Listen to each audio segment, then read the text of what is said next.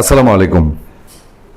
অন্তর্বর্তী সরকারের মাখন যারা খেয়েছে সেই মাখন খাওয়া লোকগুলোর মধ্যে নাহিদ ইসলাম, তারপর আপনার এনসিপির আহ্বায়ক নাহিদ ইসলাম, তারপর হচ্ছে আসিফ মাহমুদ সজীব ভুঁইয়া আর মাহফুজ আলম, এই তিনজন মাখনটা খুব বেশি খেয়ে ফেলেছে। মানে এত বেশি খেয়েছে বদহজমের পর্যায়ে। এখন নাহিদ ইসলাম আর মাহফুজ আলম কিছুটা পাশ কাটিয়ে বোধহয় বা কোনো না কোনোভাবে অতটা মানে প্রতিযোগিতায় আসিফ মাহমুদ সজীব ভুঁইয়া হতে পারে নাই।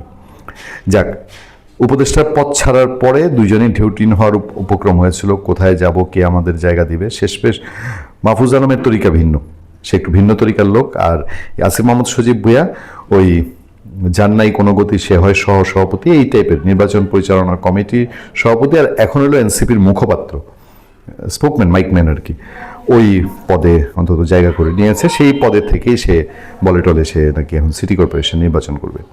আপনারা কি জানেন কিনা আমি জানি না, এই যে কয়েকটা চেনা মুখ, নাহিদ, মাহফুজ, আসিফ, সার্জিস, হাসনাত, হান্নান মাসুদ, নাসিরউদ্দিন পাটোয়ারি, তারপরে আক্তার হোসেন, এদের মধ্যে এই এই হাসনাত আবদুল্লাহটা, যেটা হাসনাত আবদুল্লাহ, ও অতটা মানে শিবিরের ইসলামী ছাত্র শিবির বা জামাত ইসলামীর অত বেশি ঘেঁষা অতীতে ছিল না, কিন্তু বাকিরা ম্যাক্সিমামই গুপ্ত ছিল। ওই সার্জিস ছাত্রলীগে ছিল, ছাত্রলীগের হেলমেট বাহিনীতেও ছিল বলে অনেকে কথা বলেন। তারপর নাসিরউদ্দিন পাটোয়ারি, তারপর আপনার নাহিদ ইসলাম মেইনলি, এবং আরও যারা আছে, এরা জামাত ইসলামীর সাথে এদের বহু পুরনো সম্পর্ক। ইভেন জামাতের নেতারা তো বলেছে যে এদেরকে 2021 সাল থেকে তারা নার্সিং করে নিয়ে এসছে। আর মাহফুজ আলমের তরিকাটা আবার ভিন্ন ছিল। সে অত জামাত ইসলাম না হলেও শোনা যায় যে হিজবুত তাহরির একটা সংগঠন আছে না, তার সাথে কিনা ওর একটা ভালো মহরম এক সময় ছিল, এরকম অনেকেই জানেন। হিজবুত তাহরিরের যে স্টাডি টিম আছে, স্টাডি টিমের লোকজনও বলে যে তারা কখনো কখনো সেসব স্টাডি টিমে মাহফুজ আলমকে দেখেছে। তো এই যে গেল, তো বাকি দায়িত্ব একটা গতি করে নিল আসিফ মাহমুদ সজীব ভুঁইয়া, এনসিপিতে গতি করে নিল, বাকিরা এনসিপিতে আছে। তারপর নাহিদ ইসলাম তো এটা সভাপতি হয়ে গেল, আর মাহফুজ আলম ইলেকশনের আগে ইলেকশনেও গেল না, আর কোনো দলেও গেল না।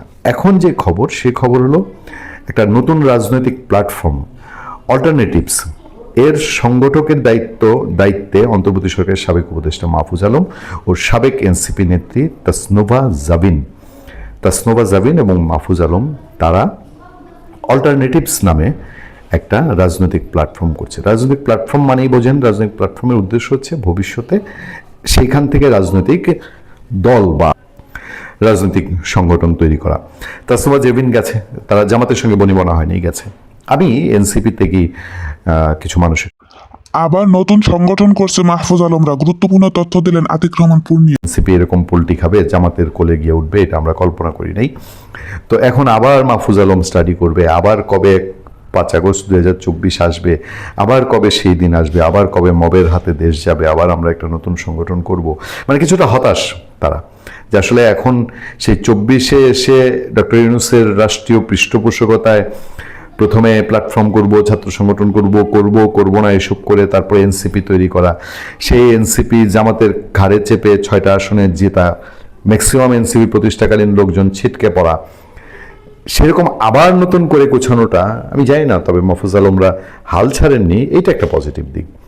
ভালো থাকবেন, সুস্থ থাকবেন। আপনার সাথে আমি আতিক রহমান, পূর্ণিয়া।